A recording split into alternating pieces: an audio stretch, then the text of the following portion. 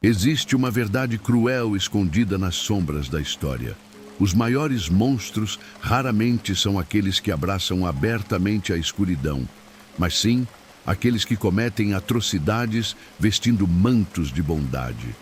No mundo bruxo, durante décadas, um nome foi sinônimo de sabedoria, proteção e luz: Albus Percival Wulfric Brian Dumbledore. Mas e se por trás dos óculos de meia-lua e do sorriso gentil houvesse algo muito mais sombrio? E se o bruxo mais respeitado de sua era tivesse deliberadamente permitido, ou pior, orquestrado, a morte de Lily e James Potter, dois jovens guerreiros que confiaram nele suas vidas e a vida de seu filho? A história que conhecemos é simples, quase reconfortante em sua tragédia. Voldemort atacou a família Potter em Godric's Hollow, na noite de Halloween de 1981. James morreu defendendo sua família. Lily ofereceu sua vida pelo filho. Harry sobreviveu por causa do amor de sua mãe. O Lorde das Trevas foi destruído. Dumbledore chegou depois, recolheu o bebê órfão e o colocou em segurança. Um conto de sacrifício e amor triunfando sobre o mal. Mas quando você examina os fatos cuidadosamente, quando analisa cada decisão, cada coincidência, cada momento conveniente, um padrão emerge das sombras como serpente rastejando pela grama alta. Dumbledore tinha mais de 150 anos quando os Potter morreram. 1 século e meio de experiência, conhecimento e poder acumulados. Ele havia derrotado Gellert, Grindelwald em duelo lendário, descoberto os 12 usos do sangue de dragão, estudado alquimia com Nicolas Flamel por décadas. Era considerado o único bruxo que Voldemort temia, o guardião supremo da luz contra as trevas.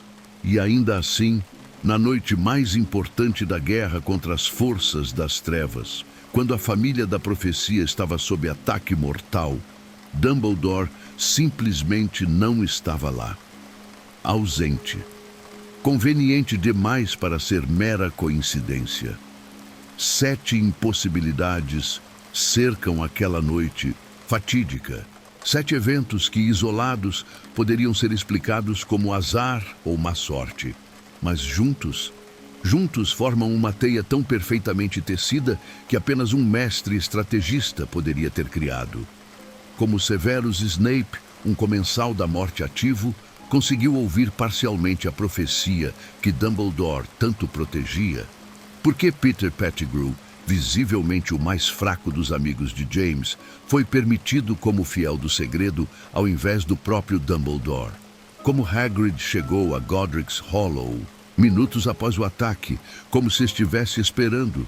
Porque Dumbledore estava a 200 quilômetros de distância, aguardando tranquilamente na casa dos Dursley, com uma carta já escrita. Durante anos, o mundo mágico aceitou a narrativa oficial sem questionar. Dumbledore era bom, Voldemort era mau, e os Potter foram vítimas trágicas de uma guerra impossível.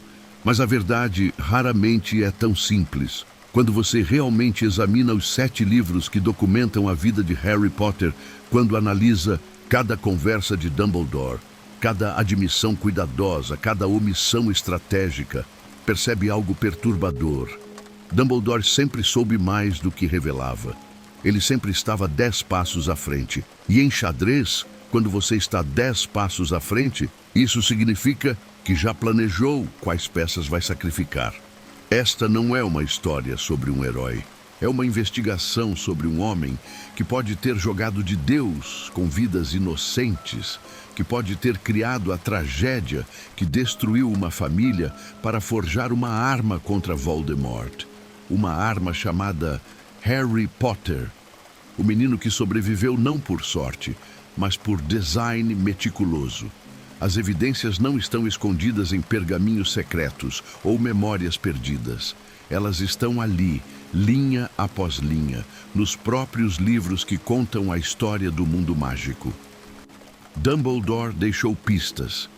Talvez inconscientemente, talvez por arrogância, talvez até por culpa.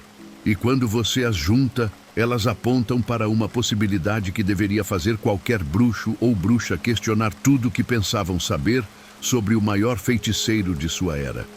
Dezembro de 1979. O inverno cobria Hogsmeade com seu manto gelado quando Albus Dumbledore marcou uma entrevista com Sibylla Trelawney no pub Cabeça de Javali. Ele buscava um novo professor de adivinhação, embora, pessoalmente, considerasse a disciplina imprecisa e frequentemente fraudulenta. Mas Sibylla era bisneta da célebre vidente Cassandra Trelawney, e Dumbledore, colecionador compulsivo de conhecimento, sempre dava uma chance às antigas linhagens mágicas. O pub pertencia a Aberforth, irmão de Dumbledore, um lugar sombrio e mal frequentado onde bruxos de reputação duvidosa se reuniam. Um local estranho para uma entrevista de emprego. Ou talvez o local perfeito para algo que precisava parecer acidental. A entrevista começou tão mal quanto Dumbledore esperava. Sibylla Trelawney, envolta em chales e miçangas, fazia previsões vagas e dramatizava cada palavra com intensidade teatral. Dumbledore já estava prestes a encerrar polidamente o encontro quando algo extraordinário aconteceu. Os olhos de Trelawney viraram para trás, sua voz tornou-se profunda e áspera, e de sua garganta emergiu algo que não vinha dela, mas através dela. Uma profecia verdadeira, rara como fênix e igualmente poderosa. Aquele com o poder de derrotar o Lorde das Trevas se aproxima, nascido daqueles que o desafiaram 3 vezes, nascido quando o 7º mês morre, e o Lorde das Trevas o marcará como seu igual, mas ele terá poder que o Lorde das Trevas desconhece. Dumbledore ouviu cada palavra, cada sílaba gravada em sua memória prodigiosa, como se estivesse sendo esculpida em pedra. Ele sabia exatamente o que aquilo significava. Um menino nasceria no final de julho, filho de pais que haviam enfrentado Voldemort 3 vezes e sobrevivido. E este menino teria o poder de destruir o Lorde das Trevas. Mas havia algo que ninguém mais sabia, algo que Dumbledore descobriria ao questionar Trelawney após ela retornar ao normal. Ela não se lembrava de nada do que havia dito. A profecia viera de além dela, e agora existia apenas na mente de Dumbledore e registrada magicamente no Departamento de Mistérios. Ele decidiu imediatamente contratar Trelawney, não pela qualidade de suas aulas, mas para mantê-la em Hogwarts, protegida sob sua vigilância constante, onde ninguém mais poderia extrair profecias dela. Mas aqui começava o primeiro fio sombrio na teia de Dumbledore. Severus Snape estava no Cabeça de Javali naquela noite. Snape, que era comensal da morte ativo, leal a Voldemort, ainda mergulhado nas artes das trevas. Ele estava nas proximidades da sala onde a entrevista acontecia e conseguiu ouvir parte da profecia antes de ser descoberto e expulso por Aberforth. Snape ouviu o suficiente, algo sobre uma criança nascida no final de julho que teria poder contra o Lorde das Trevas, mas perdeu os detalhes cruciais, as condições específicas, o verdadeiro significado. E Snape, como servo fiel, correu imediatamente para relatar a seu mestre. Como é possível que Albus Dumbledore, o bruxo mais paranoico e cuidadoso de sua geração, não percebesse um comensal da morte, escutando atrás da porta durante a profecia mais importante da guerra? Dumbledore, que tinha olhos nas costas da cabeça, metaforicamente, que sabia quando estudantes quebravam regras 3 corredores adiante, que percebia mentiras através de legilimência sutil. Ele simplesmente não notou Snape? Ou ele percebeu perfeitamente bem e permitiu que Snape ouvisse apenas o suficiente? Um fragmento, uma isca, informação incompleta que garantiria que Voldemort soubesse da profecia, mas não entendesse completamente seu poder e implicações. Janeiro de 1980. Snape relata a profecia incompleta a Voldemort. Julho de 1980. 2 meninos nascem no final do 7º mês, ambos filhos de pais que desafiaram Voldemort 3 vezes. Harry Potter, filho de Lily e James. Neville Longbottom, filho de Frank e Alice. 2 meninos, 2 famílias, 2 possibilidades. A profecia se aplicava a ambos. Voldemort precisaria escolher. E escolheu Harry, não Neville. Por quê? Porque Harry era mestiço como ele, nascido de mãe nascida trouxa e pai puro sangue. Voldemort se identificou com Harry, viu o reflexo de si mesmo no menino. Marcou Harry como seu igual através desta escolha. Mas será que foi realmente escolha de Voldemort? Ou Dumbledore sutilmente guiou esta seleção, talvez através de informações estrategicamente vazadas, talvez conhecendo a psicologia de Voldemort bem o suficiente para prever exatamente qual criança ele escolheria. Outubro de 1981. Os Potter estão mortos. 22 meses de proteção de Dumbledore resultaram em assassinato. Mas aqui está o paradoxo que destroça qualquer defesa de Dumbledore. Ele mesmo admitiu anos depois a Harry que a profecia só tem poder porque Voldemort acredita nela.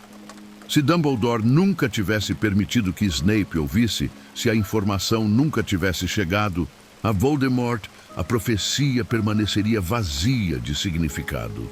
Voldemort não teria razão para caçar os Potter, não teria razão para atacar Harry. Lily e James estariam vivos, criando seu filho em paz. A profecia teria sido apenas palavras ecoando no vazio, sem poder, sem consequência. Dumbledore criou a ameaça ao permitir ou garantir que Voldemort soubesse dela. Ele acendeu o pavio que explodiria a vida da família Potter. E quando você percebe isso, quando realmente absorve esta verdade, uma pergunta terrível emerge das sombras. Foi este o primeiro movimento de um xadrez mortal, onde Lily e James Potter eram peões destinados ao sacrifício desde o início.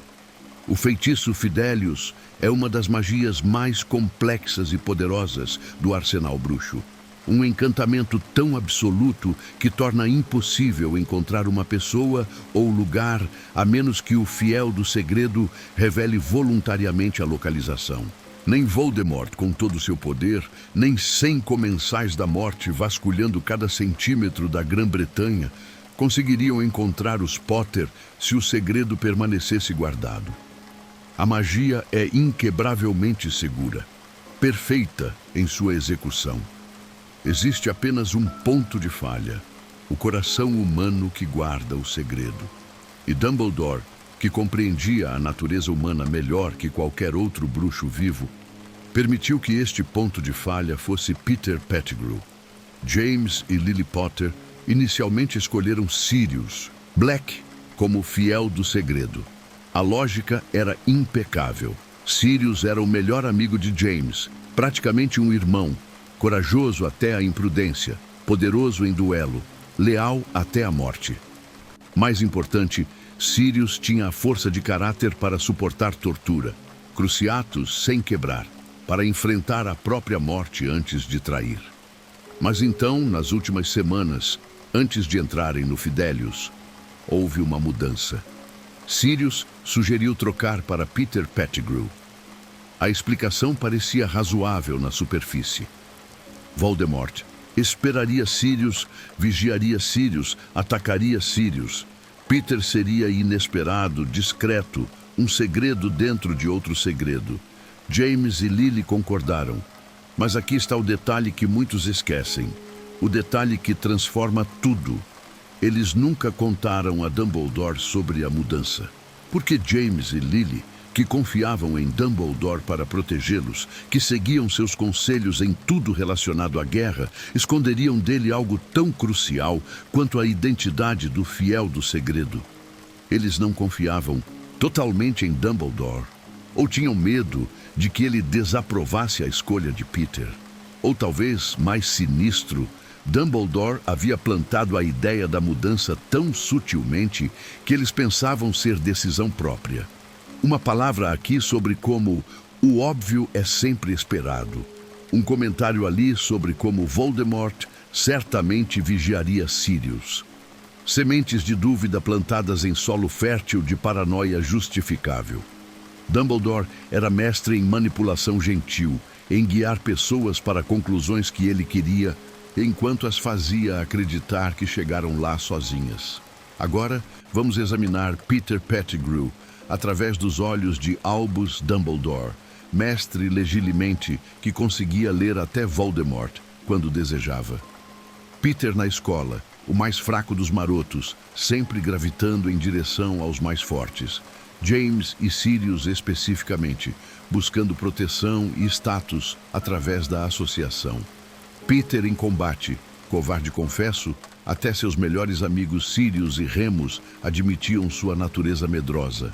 Peter em ambição, desesperado para ser importante, mas sem talento natural para alcançar grandeza sozinho. Peter em lealdade. Admirava poder acima de princípios. Seguia o mais forte ao invés do mais certo. Este era o homem escolhido para guardar o segredo que mantinha viva a família mais importante da guerra. E Dumbledore, que percebia traição a quilômetros de distância, que identificava comensais da morte disfarçados, que compreendia as sombras na alma humana melhor que qualquer outro, não percebeu que Peter era desastrosa escolha? Impossível. Dumbledore podia ver até a alma de Voldemort através de legilimência quando desejava. Ele identificou imediatamente que Tom Riddle era perigoso quando conheceu o menino no orfanato décadas atrás. Ele percebeu quando Draco Malfoy estava sendo forçado a matá-lo. Ele sabia quando Harry estava mentindo, quando Snape estava ocultando algo, quando qualquer pessoa em seu raio de visão escondia verdades. Mas, supostamente, não percebeu que Peter Pettigrew, obviamente o elo mais fraco, visivelmente inseguro e desesperado por aprovação de figuras poderosas, seria quebrado por Voldemort. A matemática simplesmente não fecha, a menos que Dumbledore percebesse perfeitamente bem, a menos que contasse exatamente com isso. Compare esta decisão com outras de Dumbledore. Ele confiou a pedra filosofal a um corredor cheio de armadilhas que 3 alunos de 11 anos atravessaram em uma única noite.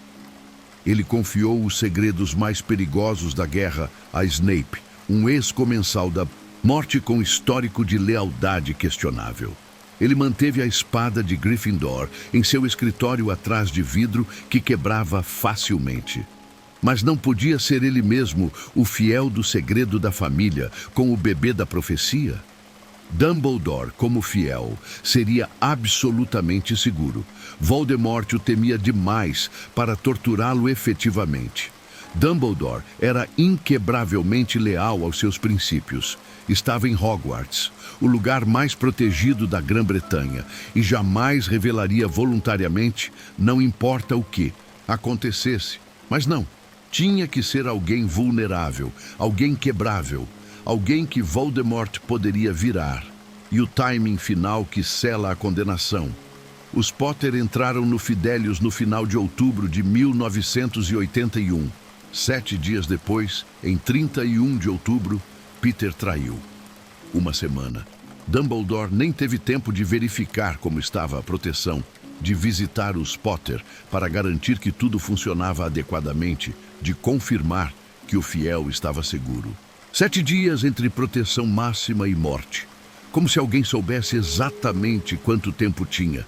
Como se alguém soubesse que Peter já estava em contato com Voldemort, que a traição era iminente, que o relógio estava correndo para um fim inevitável.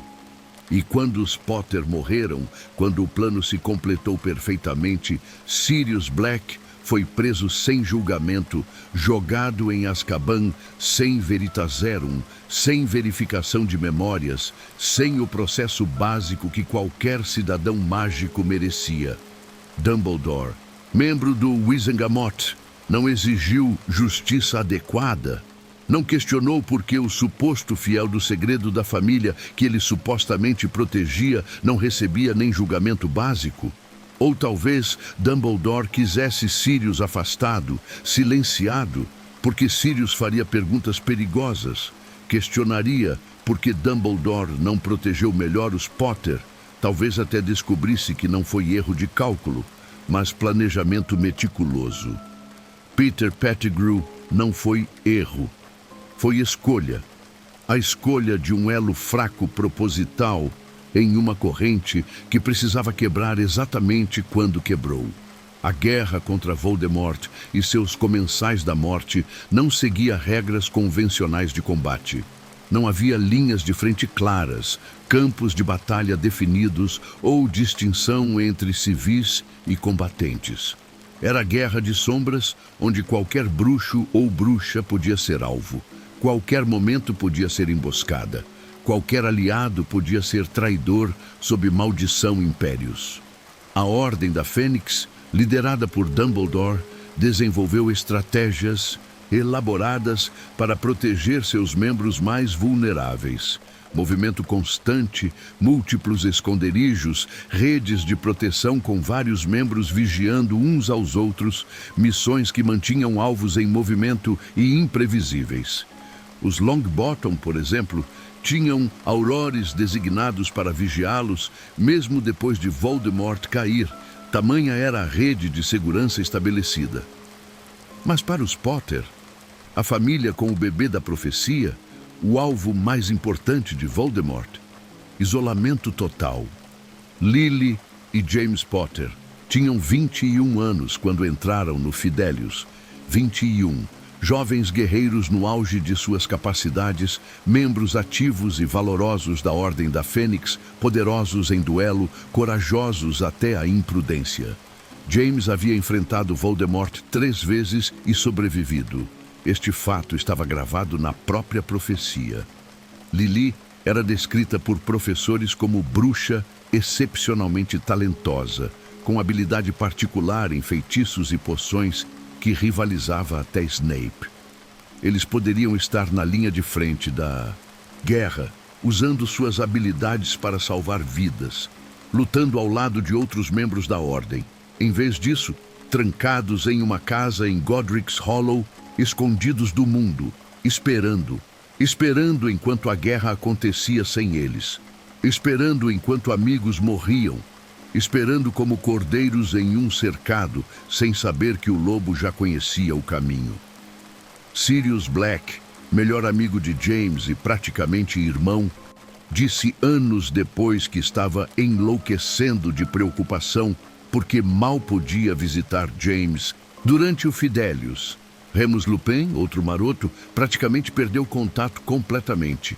Os Potter foram cortados de sua rede de apoio, isolados de qualquer pessoa que pudesse perceber mudanças no comportamento de Peter, que pudesse oferecer segunda opinião sobre segurança, que pudesse simplesmente estar lá como backup se algo desse errado. Peter Pettigrew era o único que ia e vinha livremente, porque como fiel do segredo, apenas ele podia revelar a localização. Isso não era proteção, era prisão com guardião que já havia vendido a chave. E a escolha de localização adiciona outra camada de suspeita. Godric's Hollow. Não um lugar aleatório, não um esconderijo secreto que ninguém conhecia. Godric's Hollow, a vila natal de Albus Dumbledore. O lugar onde sua família estava enterrada, onde sua irmã Ariana havia morrido décadas atrás no confronto entre ele, Aberforth e Grindelwald, onde ele passou a infância. Dumbledore conhecia cada pedra daquela vila, cada rua estreita, cada casa antiga. Havia história pessoal impregnada naquele solo, memórias dolorosas e talvez magia antiga que ecoava através dos séculos. Por que especificamente Godric's Hollow? Por que não mandar os Potter para outro país inteiro onde Voldemort não tinha influência? Dumbledore tinha conexões internacionais extensas, amigos em dezenas de nações mágicas. Os Potter poderiam estar na Austrália, no Japão, na América do Sul, em qualquer lugar longe do alcance imediato de Voldemort e seus seguidores britânicos. Ou por que não a sede da Ordem da Fênix, protegida por múltiplos membros vigiando constantemente? Por que não Hogwarts, o lugar mais seguro da Grã-Bretanha, onde Voldemort jamais atacaria com Dumbledore presente? Os Potter tinham fortuna em Gringotts, propriedades de família, recursos para viver em segurança em 1000 lugares diferentes. Mas não Godric's Hollow, a vila de Dumbledore, sob Fidelius, com fiel fraco. E o timing condena ainda mais. Outubro de 1981. Os Potter entram no Fidelius. Halloween, 31 de outubro de 1981. Estão mortos, menos de um mês. 30 dias de proteção máxima. Mas Dumbledore havia defendido Hogwarts durante décadas contra ataques de Voldemort e outros bruxos das trevas, criando camadas de proteção que duravam anos. Em 1993, quando Sirius Black supostamente invadiu o castelo, Dumbledore reforçou proteções que aguentaram meses de tentativas. Em 1995, quando Voldemort retornou, as proteções de Dumbledore mantiveram Hogwarts relativamente segura durante anos de guerra aberta.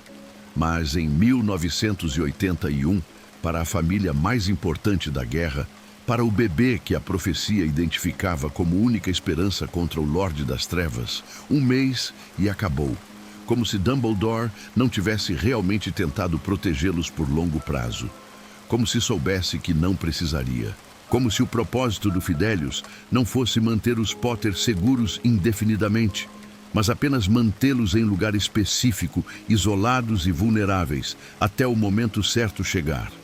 Lily e James eram guerreiros que poderiam ter lutado, sobrevivido, feito diferença na guerra.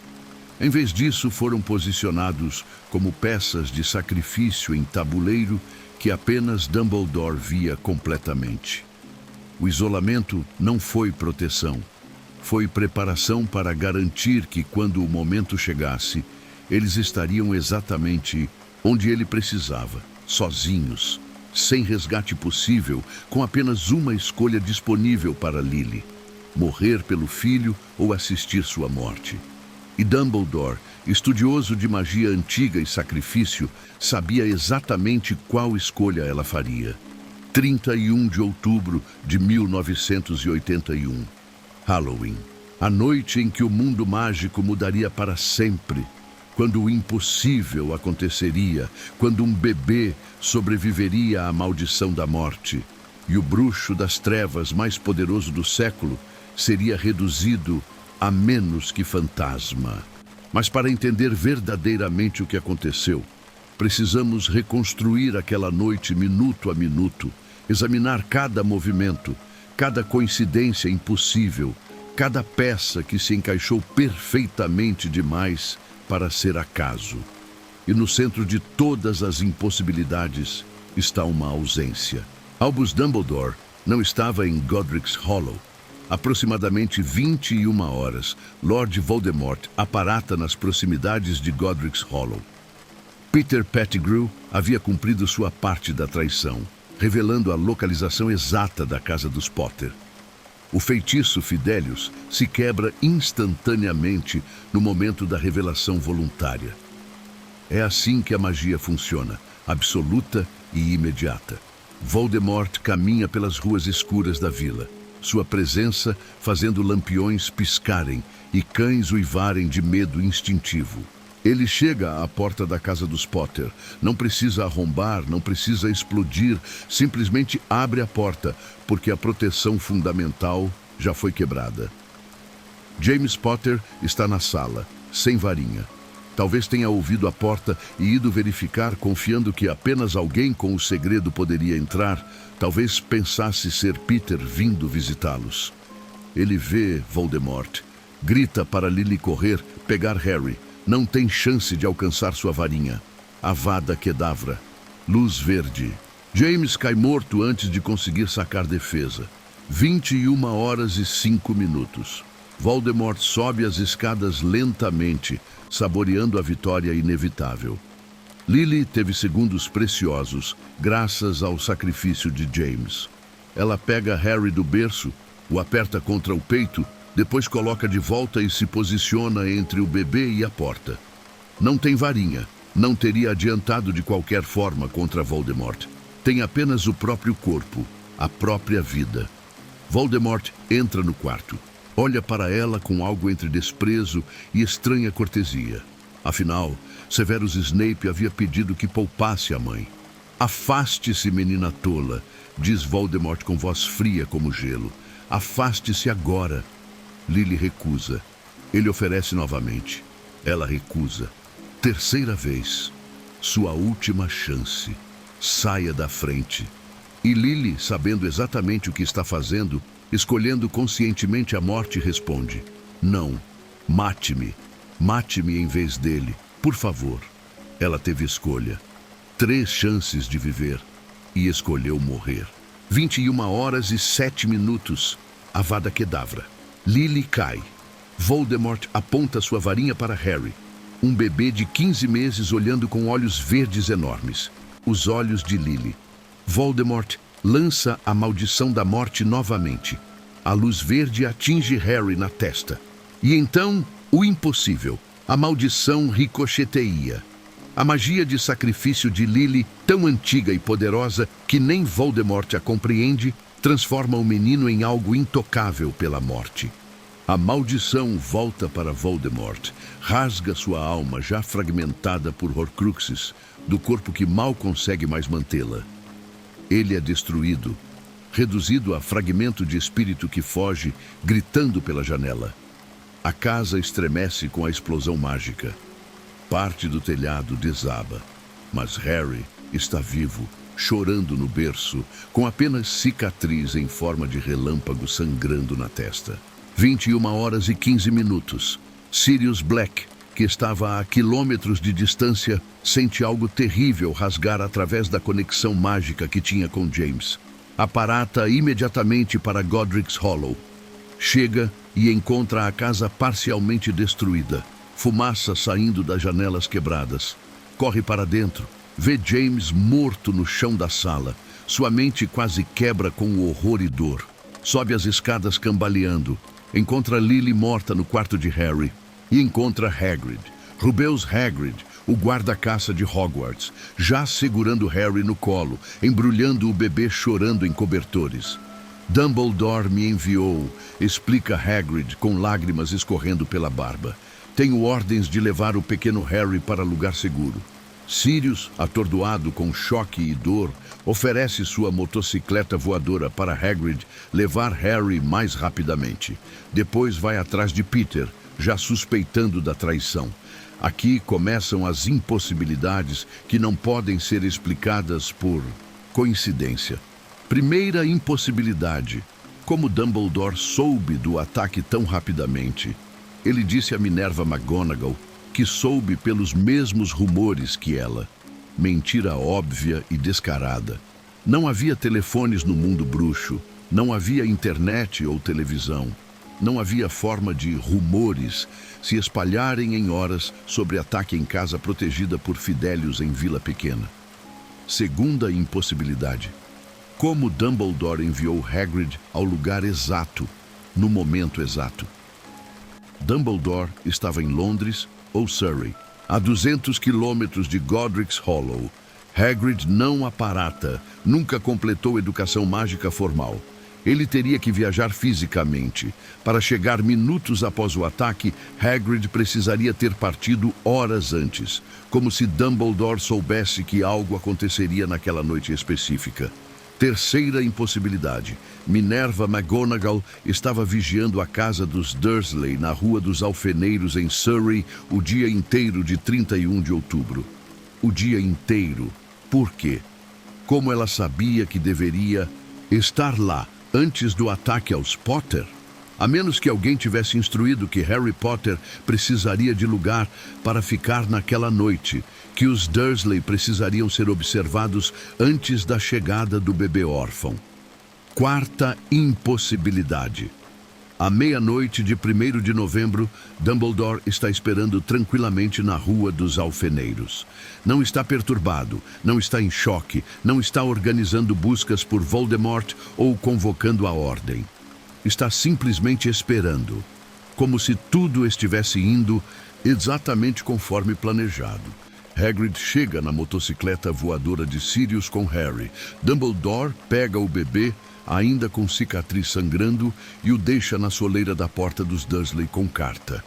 No frio de novembro, um bebê de 15 meses deixado do lado de fora durante horas, até Petúnia abrir a porta na manhã seguinte. A eficiência militar da operação revela planejamento prévio. Em menos de 3 horas, Hagrid pegou Harry da casa destruída, afastou Sirius, que tinha direito legal como padrinho, viajou 200 quilômetros até Surrey, entregou Harry a Dumbledore, que já estava esperando no local. Nenhuma investigação do Ministério sobre a cena do crime. Nenhuma verificação se havia outros sobreviventes ou testemunhas. Nenhum tratamento médico para bebê com cicatriz sangrando e possivelmente em choque. Nenhum julgamento para Sirius antes de jogá-lo em Azkaban. Apenas eficiência impossível, como se cada peça tivesse sido posicionada no tabuleiro com antecedência, esperando apenas que o checkmate final fosse executado.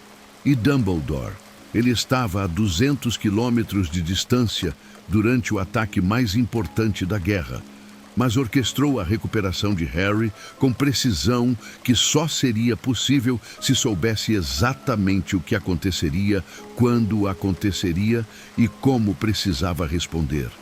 Não foi ausência.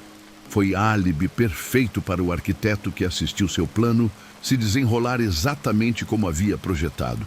Existe no âmago da magia uma verdade que pouquíssimos bruxos compreendem completamente. A magia mais poderosa não vem de varinhas elaboradas, palavras em latim ou poções complexas. Vem do sacrifício voluntário, do amor tão profundo que transcende a própria morte. É magia tão antiga que antecede Hogwarts, tão rara que séculos podem passar sem um único caso documentado. Tão poderosa que nem o Lorde das Trevas mais forte pode penetrá-la.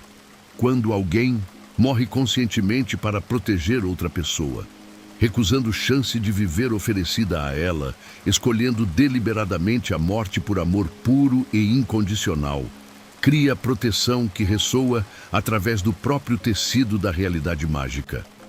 E Albus Dumbledore, estudioso obsessivo de magia antiga, sabia disso. Dumbledore não era apenas poderoso, era pesquisador incansável que havia dedicado décadas ao estudo das formas mais obscuras de magia. Ele descobrira os 12 usos do sangue de dragão através de experimentação meticulosa. Estudara a alquimia com Nicolas Flamel por mais de meio século, compreendendo segredos de transmutação e imortalidade. Escrevera papers sobre transfiguração avançada que ainda eram referência fundamental um século depois. Correspondera-se com os maiores estudiosos mágicos de sua era, explorando territórios que a maioria dos bruxos considerava perigosos ou impossíveis. E havia uma área específica da magia que o fascinava particularmente. Proteções criadas através de sacrifício voluntário, magia de amor.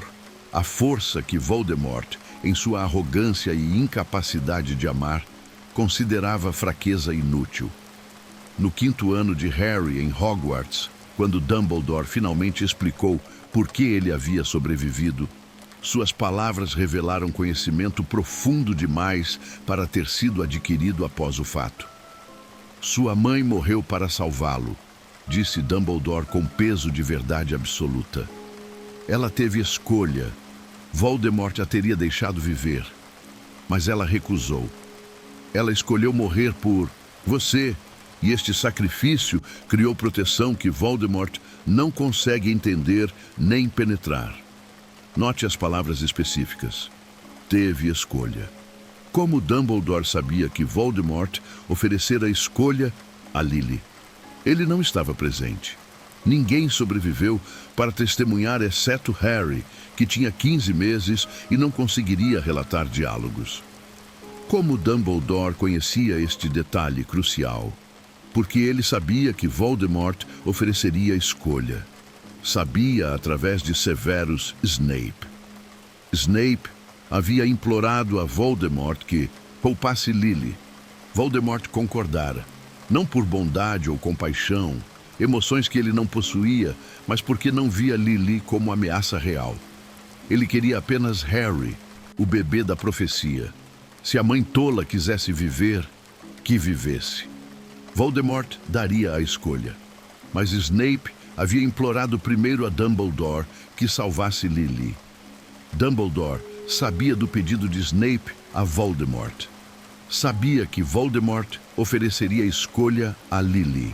E conhecendo Lily há 7 anos, tendo-a ensinado, observado, compreendido sua natureza fundamental, Dumbledore sabia exatamente o que ela escolheria. Lily Evans, que havia enfrentado Voldemort 3 vezes e sobrevivido. Lily, que defendia nascidos trouxas contra puros sangues, mesmo quando jovem. Lily, que havia cortado amizade com Snape por ele usar termos ofensivos. Lily jamais abandonaria seu filho para salvar a própria vida. Dumbledore sabia disso com certeza absoluta. E aqui emerge o paralelismo mais assustador de toda a saga de Harry Potter. No 7º ano, quando Harry finalmente compreendeu toda a verdade, Severus Snape revelou memória devastadora. Dumbledore havia criado Harry para morrer no momento certo. Você o manteve vivo para que ele pudesse morrer na hora certa, acusou Snape com voz cheia de horror e traição. Dumbledore não negou. Não tentou justificar ou explicar. Apenas disse: "Não me julgue severamente, Severo." Admissão implícita de que sim, ele havia orquestrado toda a vida de Harry, o abuso com os Dursley para mantê-lo humilde, as aventuras em Hogwarts para testá-lo, a revelação gradual da verdade, para que Harry fizesse a escolha certa no momento crucial, caminhar voluntariamente para a própria morte. Se Dumbledore criou Harry para morrer na hora certa, será que foi a primeira vez? Ou será que ele criou a situação para que Lily morresse na hora certa, do jeito certo, criando a proteção exata que ele precisava? Na manhã de 1º de novembro de 1981, horas após o ataque, Dumbledore já explicava a Minerva McGonagall sobre magia antiga e sacrifício de amor. Sem pesquisa prévia, sem verificação mágica, sem surpresa ou descoberta gradual. Como se já soubesse que funcionaria, como se tivesse estudado este tipo exato de magia extensivamente, como se estivesse apenas confirmando teoria que já dominava completamente. Para ter sido amado tão profundamente, disse a McGonagall com certeza inabalável, mesmo que a pessoa que nos amou se foi, nos dá proteção eterna. Não era especulação, era conhecimento. E quando anos depois, no 4º ano de Harry, Dumbledore descobriu que Voldemort havia usado o sangue de Harry na ressurreição, seus olhos mostraram lampejo de algo perturbador. Triunfo. Não horror que seu aluno fora torturado, não medo de que Voldemort havia retornado. Triunfo. Por quê? Porque o plano ainda estava no caminho certo. A pergunta final que destroça qualquer defesa de Dumbledore: por que Voldemort precisava atacar os Potter? A profecia só tinha poder porque Voldemort acreditava nela. Dumbledore mesmo admitiu isso. Se Dumbledore realmente quisesse proteger Lily e James, teria impedido que a informação chegasse a Voldemort. Teria escondido ambas as famílias completamente, teria matado Voldemort antes que ele agisse. Mas não fez nada disso, porque precisava que Voldemort atacasse. Precisava do sacrifício, precisava da proteção. Com a morte de Lily executada perfeitamente, escolha oferecida 3 vezes, amor incondicional, sacrifício voluntário. Dumbledore criou um bebê com proteção impossível de penetrar. Um menino marcado como igual de Voldemort pela ação do próprio Lorde das Trevas. Uma conexão mágica através da cicatriz. E mais importante, uma criança órfã, sem família, sem amor, completamente dependente de Dumbledore e moldável para o sacrifício final quando chegasse a hora. Harry Potter não foi o menino que sobreviveu por milagre ou sorte. Foi a arma forjada por Albus Dumbledore através do sangue de Lily Potter, criada desde o primeiro momento para um único propósito: destruir Voldemort através do mesmo princípio que o salvou inicialmente. Sacrifício voluntário por amor. E Dumbledore sabia desde aquela primeira noite, desde o momento em que deixou Harry na soleira fria dos Dursley, que eventualmente pediria ao menino para morrer.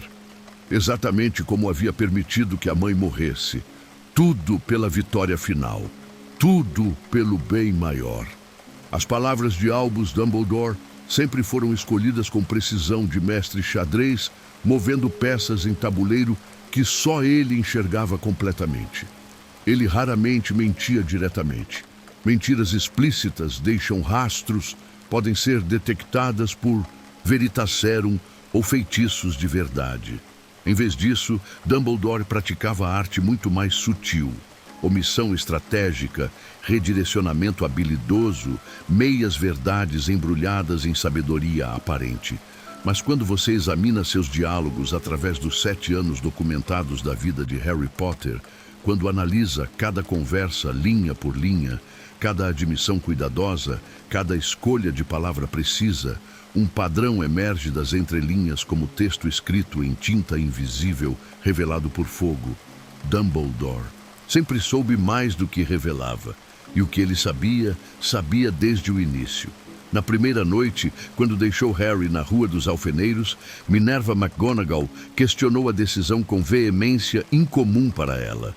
Dumbledore, o senhor acha que pode explicar tudo isso em uma carta? Perguntou com voz tensa de preocupação. Essas pessoas nunca vão entender esse menino. Ele vai ser famoso, uma lenda. Não me surpreenderia se o dia de hoje fosse conhecido no futuro como o dia de Harry Potter. Toda criança em nosso mundo vai conhecer seu nome.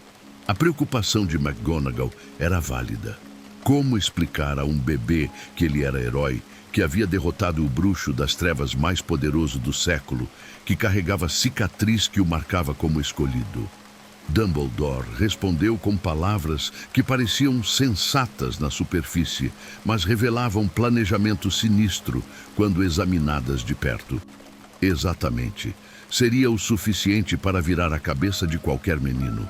Famoso antes de conseguir andar e falar. Não percebe o quanto seria melhor crescer longe de tudo isso até estar pronto para enfrentar? Até estar pronto para enfrentar. Enfrentar o quê? Voldemort estava supostamente morto, destruído, reduzido a menos que espírito sem forma que fugira gritando pela noite. Não havia nada para Harry enfrentar, a menos que Dumbledore já soubesse que Voldemort retornaria, que a guerra não estava terminada, que Harry precisaria enfrentá-lo novamente. E mais revelador, Dumbledore já tinha a carta pronta. Não, escreveu depois de verificar que Harry estava bem. Não compôs após examinar magicamente o bebê para entender como ele havia sobrevivido. A carta estava escrita antes, preparada, esperando. Como se Dumbledore soubesse que Harry sobreviveria, que os Potter morreriam, que ele precisaria deixar o menino com os Dursley. McGonagall insistiu que aquelas pessoas eram piores possíveis para criar criança mágica. Dumbledore não discordou. Apenas afirmou que era o melhor lugar, que tia e tio poderiam explicar tudo quando fosse mais velho. Os Dursley, que odiavam magia, que chamavam bruxos de aberrações, que trancariam Harry em armário debaixo da escada. Dumbledore conhecia perfeitamente o tipo de pessoas que eram. Ele queria exatamente isso. Anos depois, no terceiro ano de Harry em Hogwarts, Dumbledore explicou pela primeira vez a natureza da proteção que o mantinha vivo. Sua mãe morreu para salvá-lo. Se existe uma coisa que Voldemort não consegue entender, é o amor. Ele não percebe que amor poderoso como o da sua mãe por você deixa sua própria marca. Note como Dumbledore falava com autoridade absoluta sobre conceito mágico extremamente raro. Não disse, acredito que, ou parece que. Falou como professor dando aula sobre matéria conhecida, não como pesquisador, descobrindo fenômeno novo. Para ter sido amado tão profundamente, mesmo que a pessoa que nos amou se foi, nos dará proteção eterna. Como ele sabia isso com tal certeza? Porque havia estudado, planejado, talvez até esperado precisamente por este resultado. Mas foi no quinto ano, após a morte de Sirius e o retorno confirmado de Voldemort, que Dumbledore finalmente ofereceu o que chamou de verdade completa a Harry. E nesta conversa, ele revelou muito mais do que pretendia. Eu me importei com você demais, começou Dumbledore, e já aqui havia contradição. Ele se importava, mas deixou Harry ser abusado? Eu me importei mais com sua felicidade do que com saber a verdade, mais com a sua vida do que com as vidas que poderiam ser perdidas se o plano falhasse. Plano? Que plano? Dumbledore falava de plano que existia há anos, plano que envolvia a vida de Harry, plano que, se falhasse, custaria outras vidas. Plano que começou quando? Na noite em que os Potter morreram? Antes disso, desde a profecia. Dumbledore continuou, e suas palavras seguintes carregavam peso de confissão que ele provavelmente não percebia completamente. 5 anos atrás você chegou em Hogwarts, magro e pequeno, mais fraco que a maioria do primeiro ano. Porque eu sei, e eu sei que você sabe que eu sei, que passou anos sendo negligenciado, não amado. Ele admitia. Durante 10 anos, Dumbledore sabia que Harry dormia em armário. Era espancado pelo primo Dudley, passava fome, não tinha amigos, não tinha amor, não tinha nada exceto sobrevivência miserável. E não fez nada. Não enviou carta, não visitou, não verificou condições, não ofereceu alternativas. Por quê? Havia razões para não querer que você soubesse demais muito cedo. Eu queria poupar você de dor, Harry. Mentira transparente. Ele não poupou Harry de dor alguma. Criou a dor, cultivou a dor, usou a dor como ferramenta para moldar Harry em arma disposta a se sacrificar quando necessário. No 6º ano, durante lições particulares onde Dumbledore mostrava memórias sobre Tom Riddle, ele revelou algo perturbador. Você é o 7º Horcrux, Harry. A parte de alma que Voldemort não queria perder. Ele tornou você em algo que nunca quis criar. Mas então adicionou quase casualmente. Isso é informação que possuo há muito tempo. Há muito tempo. Quanto tempo? Anos. Desde o início. Desde a noite em que Harry sobreviveu. Dumbledore sabia que Harry carregava fragmento da alma de Voldemort. Sabia que Harry, eventualmente, precisaria morrer para destruir este Horcrux, e guardou esta informação enquanto preparava o menino para aceitar seu destino. Em conversa com Snape sobre quantos haviam morrido na guerra, Dumbledore respondeu: ultimamente, apenas aqueles que não consegui salvar. Não consegui. Escolha de palavra crucial. Não tentei ou não pude. Consegui implica que houve tentativa, mas falhou. Será que os Potter foram aqueles que ele não conseguiu salvar? Ou aqueles que nunca tentou salvar de verdade? E, finalmente, a evidência mais condenatória de todas, revelada apenas após a morte de Dumbledore, através das memórias de Snape. Quando Snape descobriu o plano completo e confrontou Dumbledore, sua voz estava cheia de horror e traição. Então o menino deve morrer. Dumbledore fechou os olhos, cansado e resignado. Sim, Ele deve morrer. Snape perdeu o controle. Você o manteve vivo para que ele pudesse morrer na hora certa. Tudo deveria ser para manter Lily Potter viva. Agora me diz que você planejou a morte do filho dela desde o início? Dumbledore não negou a acusação diretamente.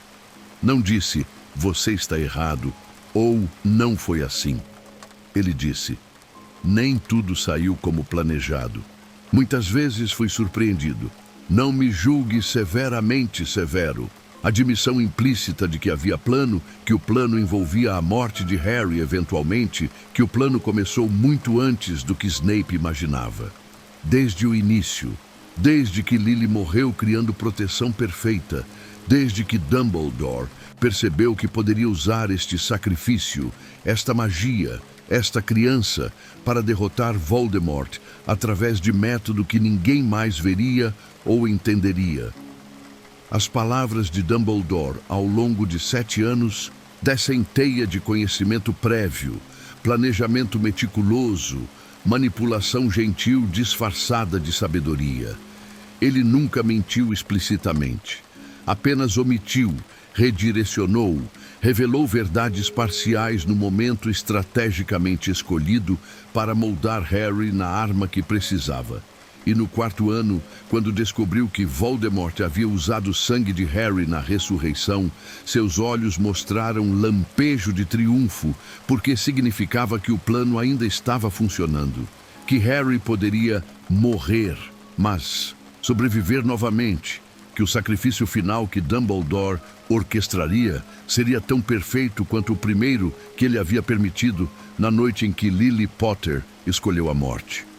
Dumbledore jogou xadrez com vidas humanas por décadas e deixou pistas em cada palavra, cada conversa, cada admissão cuidadosa. Pistas que revelam a verdade perturbadora. Ele sabia desde o início exatamente como tudo terminaria, porque ele havia escrito o roteiro muito antes da primeira peça se mover. A Rua dos Alfeneiros número 4, em Little Whinging, Surrey, era o epítome da normalidade britânica suburbana levada ao extremo quase patológico. Casas idênticas em fileiras perfeitas, jardins meticulosamente aparados, carros limpos estacionados em garagens organizadas. Os Dursley, Vernon, Petúnia e seu filho Dudley personificavam esta normalidade obsessiva, este desejo desesperado de serem perfeitamente comuns, perfeitamente normais, perfeitamente livres de qualquer coisa incomum ou mágica. Petúnia, Dursley, odiava magia com intensidade que beirava mania. Ela havia crescido na sombra da irmã mais nova talentosa, Lily, que recebia cartas de escola de bruxaria, enquanto Petúnia permanecia dolorosamente comum. Este ódio fermentara por décadas, transformando-se em amargura tóxica que ela derramaria sobre qualquer lembrança do mundo que a rejeitara. E foi precisamente para estas pessoas, sabendo exatamente quem e o que eram, que Albus Dumbledore decidiu enviar Harry Potter. Minerva McGonagall, após vigiar os Dursley por dia inteiro, estava horrorizada com a decisão. Esta é realmente a última esperança? Essas pessoas? Questionou com voz tensa de desaprovação rara vinda dela. Ela havia observado Vernon Dursley gritando ao telefone sobre negócios de furadeiras, vira Petúnia espionando vizinhos através das cortinas com olhos famintos por fofoca, presenciara como mimavam grotescamente o filho Dudley enquanto ignoravam tudo além de sua bolha suburbana perfeita. Estas não eram pessoas que compreenderiam criança mágica, que celebrariam o extraordinário, que amariam menino marcado por destino. Dumbledore não discordou da avaliação de McGonagall. Simplesmente afirmou que era o melhor lugar, porque Harry estaria protegido pelo sangue de sua mãe enquanto vivesse com parente de sangue dela. A proteção funcionaria, explicou Dumbledore, porque Lily havia morrido por Harry e Petúnia carregava o mesmo sangue. Mas esta explicação, embora tecnicamente verdadeira sobre a magia envolvida, omitia a verdade muito mais sombria sobre por que Dumbledore realmente escolhera os Dursley. No 5º ano de Harry em Hogwarts, durante conversa após a morte de Sirius, Dumbledore finalmente admitiu o que havia sabido durante 15 anos. 5 anos atrás, você chegou em Hogwarts magro e pequeno, mais fraco que a maioria do primeiro ano, porque eu sei que passou anos sendo negligenciado, não amado. Ele sabia. Durante uma década inteira, Dumbledore sabia que Harry dormia em armário, embaixo da escada, mal maior que vassoura. Sabia que Dudley e seus amigos usavam Harry como saco de pancadas em jogo que chamavam de caça ao Harry. Sabia que Petúnia alimentava Harry com sobras enquanto Dudley comia até ficar doente. Sabia que Vernon gritava com Harry, trancava sua correspondência de Hogwarts, colocava barras na janela para aprisioná-lo no quarto. Dumbledore sabia de tudo e não fez absolutamente nada. Alternativas existiam em abundância.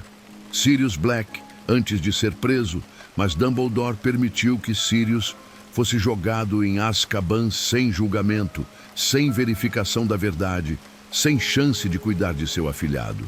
Remus Lupin, melhor amigo de James, que amava Harry genuinamente, mas Dumbledore nunca ofereceu esta possibilidade. Os Weasley, que provaram repetidamente que amavam Harry como filho próprio, que o acolhiam com alegria sempre que podiam, mas Dumbledore manteve Harry com os Dursley, mesmo quando a família Weasley pedia para ele ficar. Até mesmo Minerva McGonagall, que oferecera vigiar Harry, que claramente se importava com o bem-estar do menino, mas Dumbledore recusou. Tinha que ser os Dursley. Tinha que ser aquelas pessoas específicas que garantiriam que Harry crescesse sem amor, sem autoestima, sem senso de valor próprio. E a proteção do sangue que Dumbledore tanto citava funcionava apenas enquanto Harry pudesse chamar de lar a casa onde o sangue de sua mãe habitava, e apenas contra Voldemort e seus seguidores especificamente. Mas Harry passava 3/4 do ano em Hogwarts de qualquer forma, longe desta proteção. Durante os verões na Rua dos Alfeneiros, a proteção não impedia dementadores de atacarem Harry no 5º ano, criaturas que quase sugaram sua alma em beco a quilômetros da casa.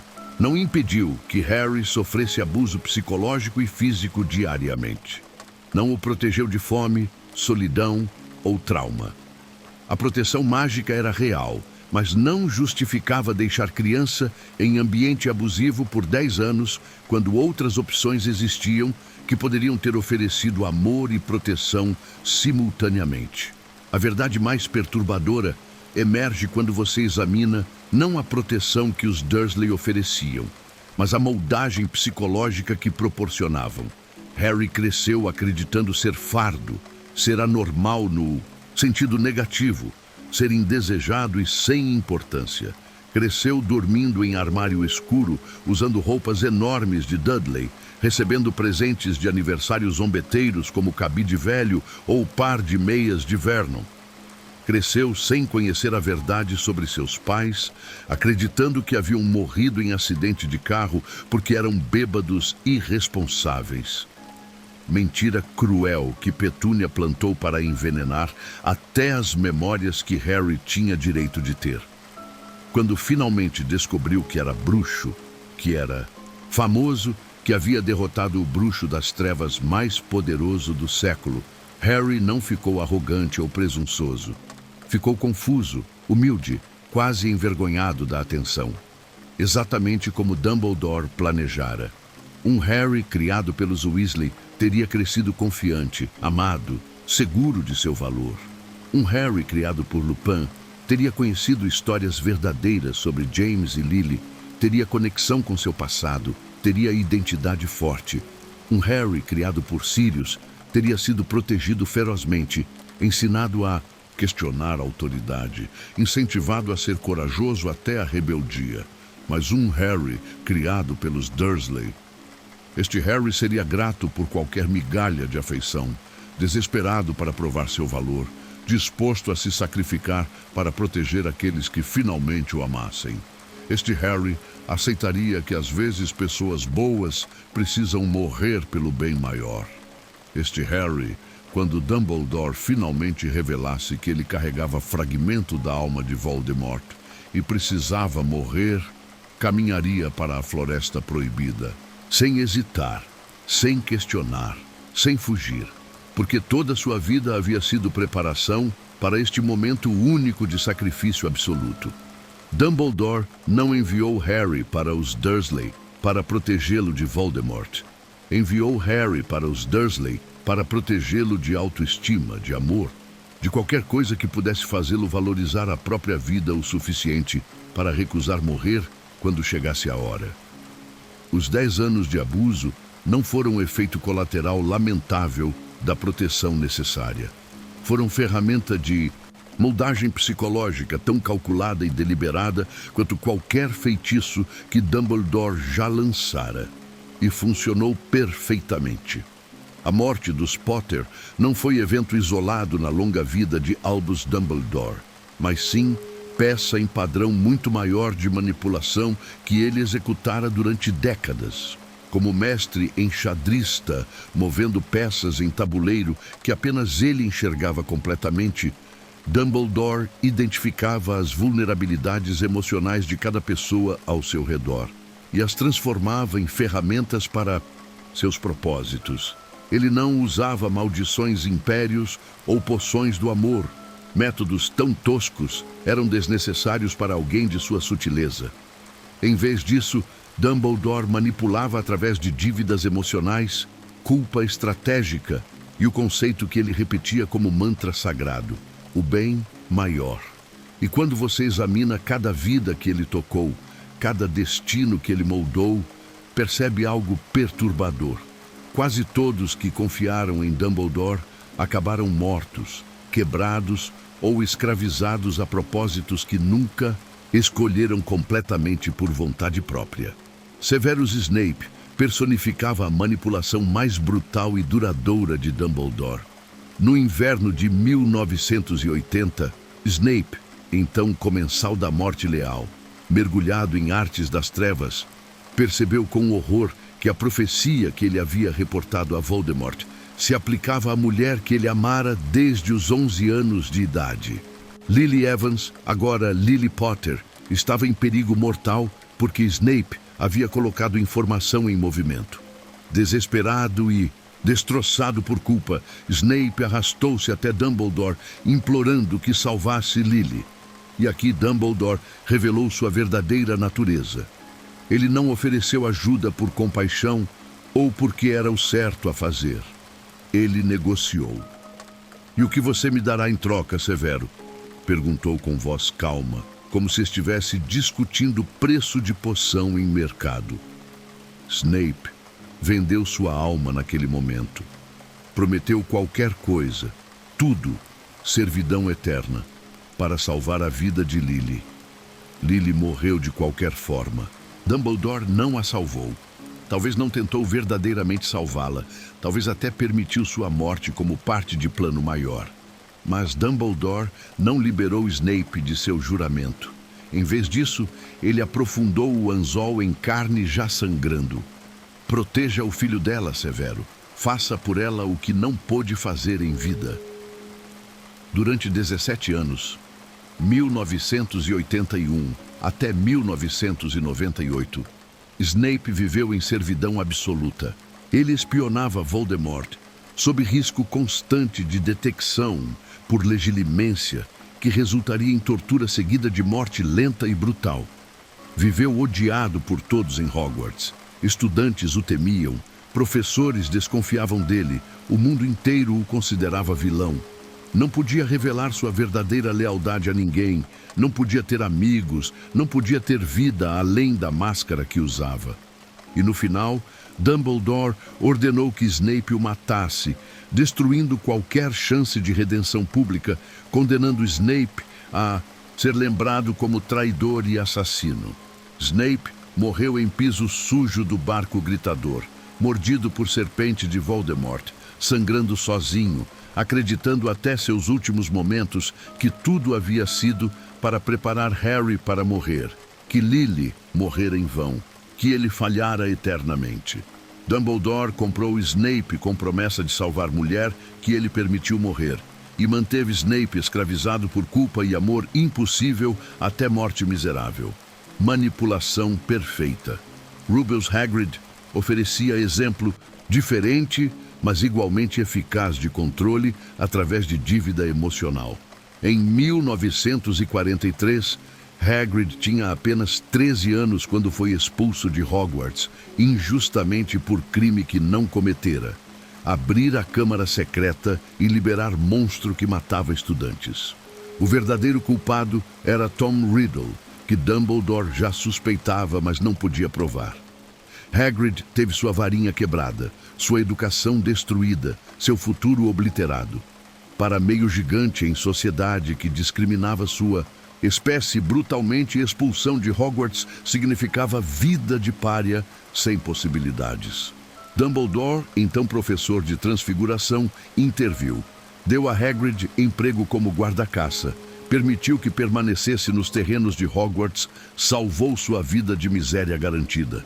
E com este único ato de bondade, Dumbledore comprou lealdade tão absoluta que Hagrid faria literalmente qualquer coisa que ele ordenasse sem questionamento, sem pensamento crítico, sem hesitação.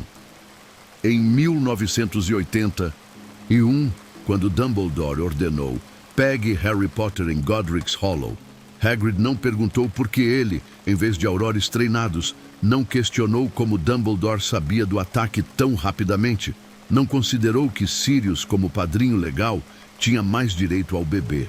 Ele simplesmente obedeceu, afastou Sirius gentilmente, mas firmemente, e entregou Harry a Dumbledore sem perguntas. Durante todos os anos seguintes, Hagrid colocou estudantes em perigo repetidamente com criaturas mágicas, perigosas, acromântulas, hipógrifos, escregutos de cauda explosiva, e Dumbledore nunca o demitiu, nunca o puniu severamente, porque Hagrid era ferramenta útil demais. Lealdade cega cultivada através de gratidão por salvação 50 anos no passado. Hagrid nunca desenvolveu capacidade de questionar Dumbledore, de considerar que talvez o grande diretor pudesse estar errado, de pensar independentemente sobre o que era melhor. Dumbledore criou o servo perfeito através de único ato estratégico de bondade, décadas atrás. Sirius Black representava tipo diferente de manipulação, controle através de aprisionamento disfarçado de proteção. Em 1981, Sirius foi preso sem julgamento por crimes que não cometera, jogado em Azkaban para apodrecer por 12 anos entre dementadores, que sugavam toda a felicidade e esperança até restar apenas casca de homem. Dumbledore, membro respeitado do Wizengamot, com influência massiva no Ministério da Magia, não exigiu julgamento, não insistiu em uso de Veritaserum para verificar verdade, não investigou evidências, permitiu que Sirius fosse trancado sem processo. E quando em 1994 Sirius finalmente escapou e Dumbledore descobriu que ele era inocente, o libertou, ofereceu provas de inocência ao Ministério, trabalhou para exonerá-lo oficialmente? Não. Dumbledore ordenou que Sirius permanecesse escondido na casa que ele mais odiava no mundo, Grimmauld Place, lar de sua infância abusiva, cheio de retratos gritantes de mãe que o amaldiçoara, impregnado de magia das trevas de família que ele rejeitara. Durante 1995, Sirius deteriorava mentalmente, preso em casa, que representava tudo que ele fugira quando tinha 16 anos. Ele queria sair, lutar, viver finalmente depois de 14 anos roubados, 12 em Azkaban, 2 em esconderijo. Mas Dumbledore insistia. É pela segurança de todos. Você precisa ficar escondido. E Sirius, desesperado para proteger Harry, para ser útil à ordem, para não ser fardo, obedecia. Até que em junho de 1996, Sirius correu ao ministério para salvar Harry de armadilha e morreu atravessando o véu na Câmara da Morte. Se Dumbledore tivesse contado a Harry sobre a conexão mental com Voldemort, como Snape implorou que fizesse, Harry não teria caído na visão falsa. Sirius estaria vivo. Mas Dumbledore manteve segredos estrategicamente, revelando informações apenas quando servia seus propósitos, não quando salvaria vidas. Sirius Black nunca viveu livre. 12 anos em prisão injusta, 2 anos em prisão voluntária, morte. Dumbledore manteve o padrinho de Harry sob controle através de culpa e necessidade de proteger até não precisar mais dele. Remus Lupin, Minerva McGonagall, até mesmo Lord Voldemort. Todos eram peças que Dumbledore movia com precisão cirúrgica. Remus, através de caridade que criava dependência. Oferecer emprego a lobisomem desempregável, depois enviá-lo em missões suicidas entre lobisomens sob controle de Greyback. McGonagall, através de hierarquia e respeito à autoridade. Ela discordava constantemente, mas sempre obedecia porque Dumbledore era diretor e ela vice. E Voldemort.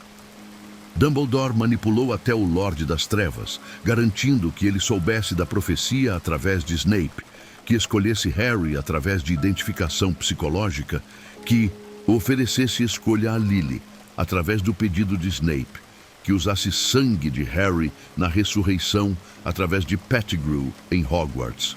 Voldemort pensava estar fazendo escolhas, mas cada decisão o aproximava do checkmate que Dumbledore orquestrara décadas antes. Mas para entender verdadeiramente Dumbledore, precisamos voltar à origem de sua filosofia. Gellert Grindelwald. Em 1899, jovem Dumbledore, de 18 anos, conheceu Grindelwald e apaixonou-se por seu intelecto brilhante, seu carisma magnético, suas ideias revolucionárias sobre remodelar o mundo. Juntos, planejaram usar as relíquias da morte para dominar trouxas para o bem maior, para criar ordem onde havia caos, para governar com sabedoria e poder absolutos. Mas confronto aconteceu. Ariana, irmã de Dumbledore, morreu em fogo cruzado. Dumbledore nunca soube qual deles a matara. Se sua própria maldição, a de Grindelwald, ou a de Aberforth. E esta incerteza agonizante moldou o resto de sua vida. Ele não aprendeu que o bem maior estava errado como filosofia. Ele aprendeu que amor cega julgamento, que poder corrompe, que sacrifícios são necessários, mas que ele precisava ser mais cuidadoso sobre como executava seus planos. Dumbledore passou 100 anos aperfeiçoando a arte de sacrificar outros para o bem maior, tornando-se ainda mais eficaz que Grindelwald jamais fora, porque era sutil, onde Grindelwald era brutal, gentil, onde Grindelwald era cruel, amado, onde Grindelwald era temido. Lily e James Potter foram sacrificados para criar arma contra Voldemort. Harry foi moldado através de abuso para aceitar morte. Snape foi escravizado por culpa até morte miserável. Sirius foi aprisionado até não ser mais útil. Todos eram peças em jogo de xadrez que durou décadas, onde apenas o mestre enxadrista via o tabuleiro completo. E a pergunta que emerge das sombras desta compreensão terrível: quantos Dumbledore estava disposto a matar, a quebrar, a destruir para derrotar Voldemort? A resposta está escrita em cada vida arruinada, cada morte conveniente, cada sacrifício necessário ao longo dos livros, quantos fossem necessários, todos, se preciso, porque no mundo de Albus Dumbledore não havia limite para o que ele justificaria em nome do bem maior. E esta ausência de limite, este desejo de jogar Deus com vidas humanas enquanto mantinha a aparência de avô bondoso, tornava-o talvez mais perigoso que o próprio Voldemort. Porque contra vilão você pode lutar. mas contra herói que manipula. Através de amor e lealdade, você nem percebe estar sendo controlado até ser tarde demais. Chegamos ao fim desta jornada através das sombras que cercam Albus Dumbledore. E agora a verdade se apresenta não em preto e branco, mas em tons perturbadores de cinza que desafiam toda certeza confortável que poderíamos buscar. Examinamos as evidências extraídas diretamente dos 7 livros que documentam a vida de Harry Potter. A profecia deliberadamente vazada, Peter Pettigrew, permitido como Fieldum, segredo vulnerável, o isolamento estratégico dos Potter em Godric's Hollow, a ausência conveniente de Dumbledore na Noite Fatal, seu conhecimento prévio sobre magia de sacrifício, a decisão calculada de enviar Harry para os Dursley, os diálogos que revelam planejamento de longo prazo e o padrão consistente de manipulação que destruiu ou escravizou quase todos que confiaram nele. As evidências existem, são inegáveis, mas o que elas significam? Esta é a pergunta que cada um de nós deve responder, olhando para dentro de nossas próprias almas. Existe uma interpretação onde Albus Dumbledore permanece herói, embora herói trágico manchado por escolhas impossíveis. Nesta leitura, Dumbledore não planejou ativamente a morte dos Potter, mas permitiu que acontecesse porque viu, através da profecia e de sua compreensão profunda de magia, que apenas um caminho levava à derrota definitiva de Voldemort. Lily precisava morrer protegendo Harry conscientemente, recusando chance de viver, criando proteção de amor antigo que nem o Lorde das Trevas poderia penetrar. Harry precisava carregar fragmento da alma de Voldemort como Horcrux não intencional. Harry precisava estar disposto a sacrificar-se voluntariamente quando o momento chegasse. Dumbledore calculou todas as possibilidades como mestre enxadrista que era e chegou à conclusão agonizante de que para derrotar o mal definitivamente, sacrifícios específicos e terríveis eram necessários. Então, ele fez a escolha que nenhum verdadeiro herói deveria fazer. Permitiu que os eventos se desenrolassem, orquestrando minimamente o necessário, carregando culpa e solidão devastadoras até sua própria morte. Nesta interpretação, cada manipulação tinha propósito claro e defensável. Snape foi mantido em servidão porque era espião insubstituível que salvou incontáveis vidas através de informações que forneceu. Harry foi moldado através de adversidade porque criança mimada e arrogante jamais aceitaria caminhar voluntariamente para a morte quando necessário.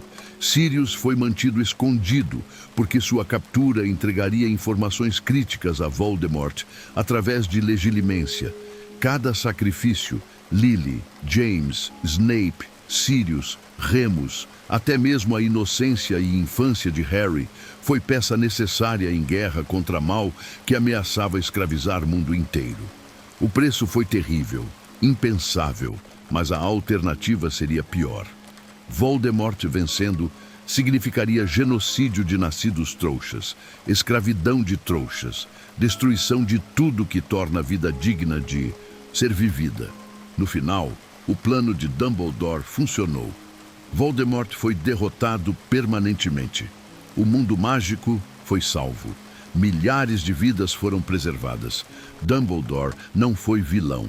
Foi general em guerra impossível, fazendo escolhas matemáticas frias sobre quem deveria morrer para que maioria pudesse viver.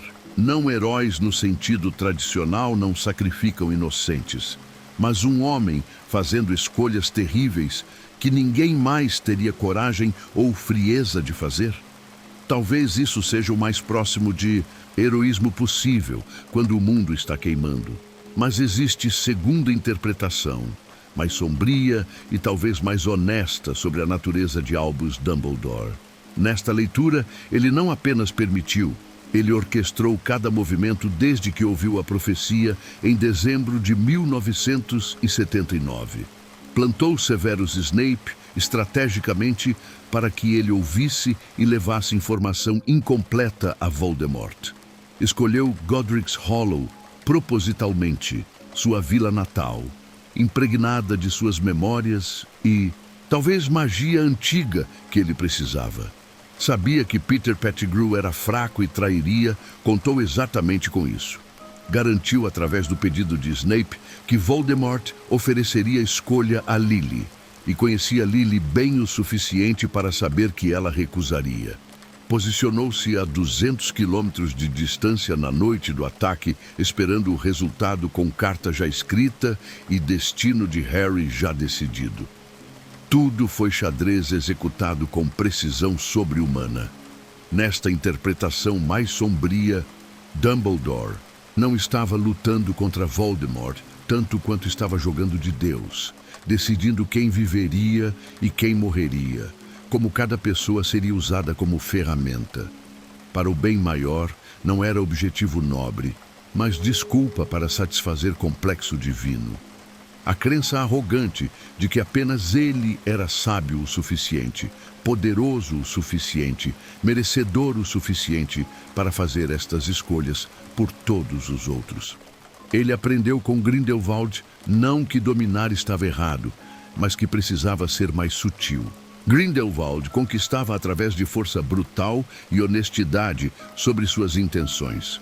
Dumbledore conquistava através de amor, lealdade e manipulação emocional, infinitamente mais eficaz e infinitamente mais perturbador, porque suas vítimas nunca percebiam estar sendo controladas.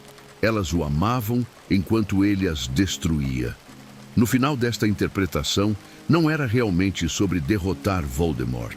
Era sobre provar que Albus Dumbledore era o bruxo supremo, o único capaz de ver o tabuleiro completo, o único que merecia mover todas as peças. Era sobre poder disfarçado de sabedoria, arrogância vestida em humildade falsa, manipulação embrulhada em amor gentil. Mas aqui está a terceira verdade, a mais aterrorizante de todas, aquela que deveria fazer você questionar não apenas Dumbledore, mas a natureza do bem e do mal em nosso próprio mundo. E se ambas as interpretações forem simultaneamente verdadeiras? E se Dumbledore planejou tudo meticulosamente, mas realmente acreditava que era pelo bem maior? E se ele manipulou cada pessoa, mas sofreu genuinamente com cada sacrifício necessário? E se ele orquestrou a morte de Lily e James, mas carregou culpa devastadora até sua própria morte?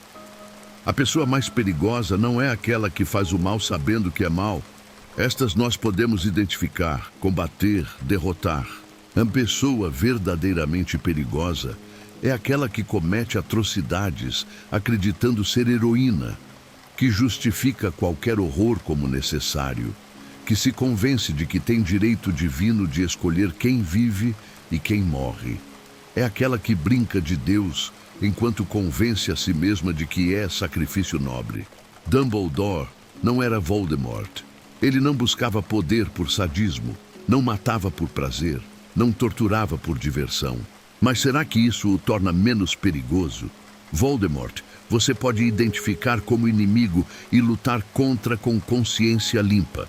Dumbledore você ama, confia, segue voluntariamente enquanto ele guia você para a morte que ele planejou antes de você nascer. Voldemort destrói através de ódio óbvio. Dumbledore destrói através de amor que esconde veneno. E ao final, quando Harry Potter, aos 17 anos, caminha para a Floresta Proibida, sabendo que vai morrer, ele vai não porque Voldemort o força, mas porque Dumbledore o moldou desde bebê para fazer exatamente esta escolha.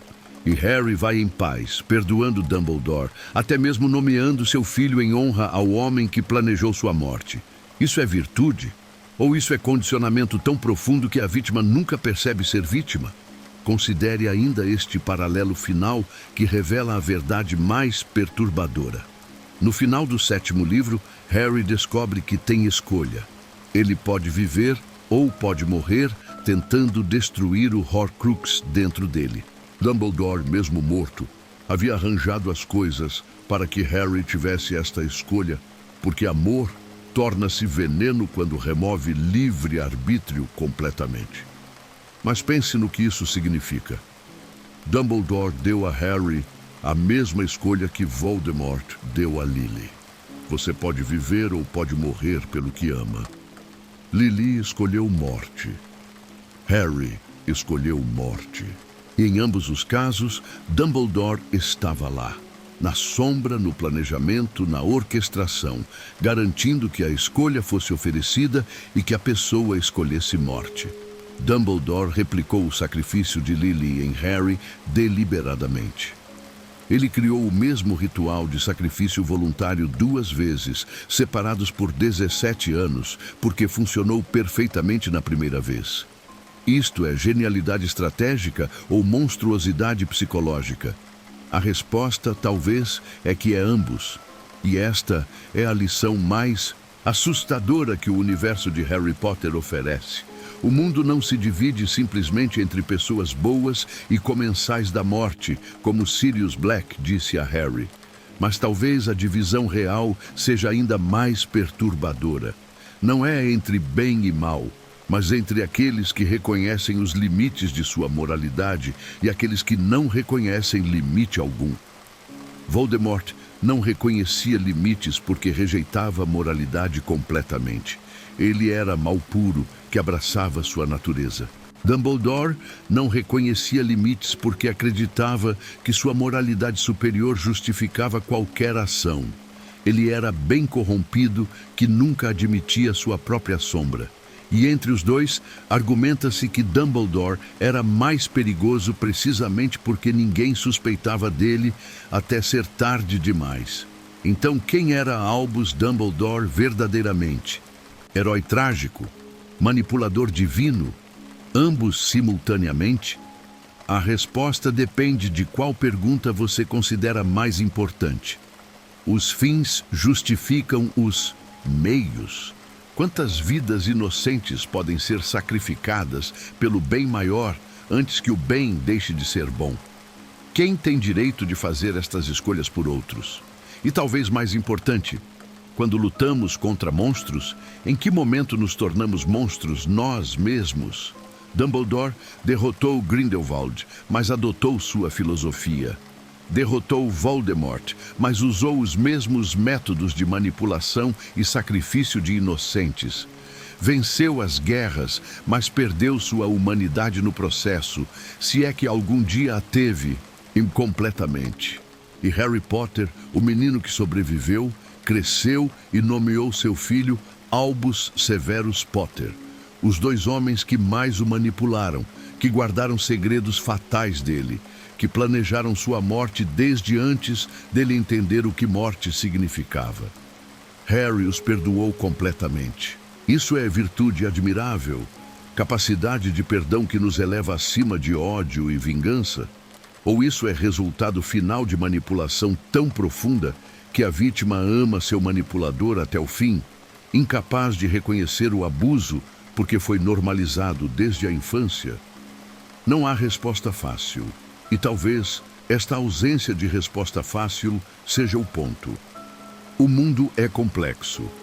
Pessoas são complexas e, às vezes, aqueles que causam maior dano são aqueles que acreditam sinceramente estar fazendo o bem. Quando você reler os livros agora, preste atenção em cada conversa de Dumbledore, cada sorriso gentil, cada decisão sábia. Pergunte-se: quantas vezes eu fui manipulado junto com Harry e nem percebi? Quantas vezes aceitei explicações de Dumbledore sem questionar porque ele era avô bondoso, com óculos de meia-lua? Quantas vezes confundi carisma com bondade, inteligência com sabedoria, poder com direito de controlar? Esta é a maior magia de Dumbledore. Não derrotar Voldemort através de duelo ou estratégia, mas fazer o mundo inteiro, incluindo nós leitores, acreditar que ele era infalível, inquestionável, definitivamente bom.